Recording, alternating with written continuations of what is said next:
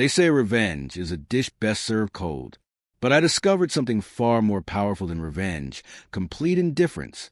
The night I found out about Amanda's affair, I didn't scream, didn't throw things, didn't demand explanations. I simply packed 2 suitcases while she slept peacefully next to me, completely unaware that her world was about to implode.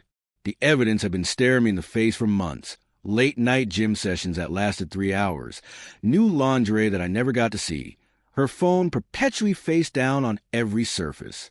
But it was a hotel receipt in her purse. The same weekend she claimed to be visiting her sick mother that finally shattered my willful blindness. I could have confronted her right then. Could have woken her up and watched her scramble for excuses. Could have given her the dramatic showdown she probably expected. Instead, I chose something far more devastating: silence. By sunrise, I was gone. No note, no explanation, no forwarding address. I simply evaporated from her life like morning mist. I knew she'd wake up to find my wedding ring on the kitchen counter and my half of the closet empty. But beyond that, I gave her nothing to work with. The first few weeks in my new city were brutal. Not because I missed her. Surprisingly, I felt more relief than grief. But rebuilding an entire existence from scratch is exhausting.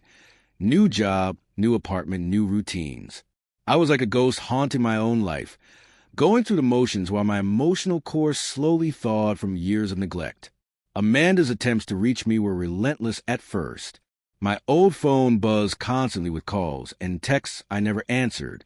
She called my brother, my parents, even my college roommate, spinning increasingly desperate stories about my breakdown and her need to help me. I had anticipated this, which is why I'd asked everyone to respect my decision and refused to give her any information about my whereabouts. By month 3, her calls stopped. By month 6, I realized I hadn't thought about her in days. I was sleeping better, eating better, and for the first time in years, I was actually happy. The constant low-level anxiety that had plagued the final years of our marriage had vanished completely. That's when the universe decided to test my newfound peace.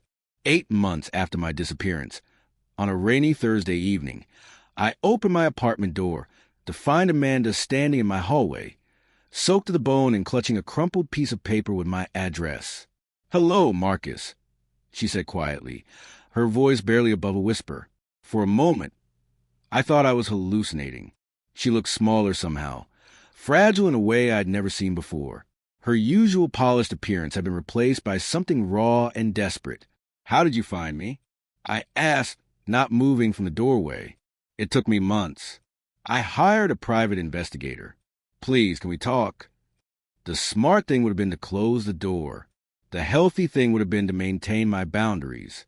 But curiosity, that fatal human flaw, made me step aside and let her in. She sat on my couch like she was afraid it might collapse, her hands shaking as she spoke. "I know what you found," she began. "I know why you left. And I need you to know that it's over. It's been over for months. I made the biggest mistake of my life, and I've been trying to find you ever since to apologize." I listened without interrupting, watching this woman who had once in the center of my world reduced to a nervous wreck, begging for absolution. "I lost everything," she continued. "My job, my friends, my family's respect. Everyone knows what I did, but losing you was the worst part. I love you, Marcus. I never stopped loving you." Here's where the story takes its twist. As she poured out her heart, confessing her regrets and promising to change, I felt absolutely nothing. Not anger, not sadness, not even satisfaction at her obvious suffering. Just emptiness where my feelings for her used to live. "Amanda," I said gently, "I appreciate you coming here. I really do. But I need you to understand something important."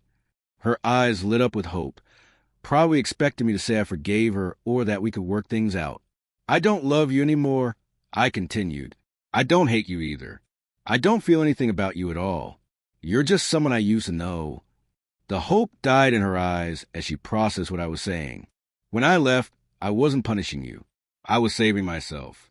And in these 8 months, I've discovered something incredible. I'm actually happier without you. Not because of what you did, but because we weren't right for each other anymore. Maybe we never were." She left that night as quietly as she had arrived, finally understanding that some endings are permanent, not because of anger or spite, but because sometimes people simply outgrow each other. The greatest revenge isn't making someone suffer. It's becoming so genuinely happy without them that their absence becomes a gift rather than a loss.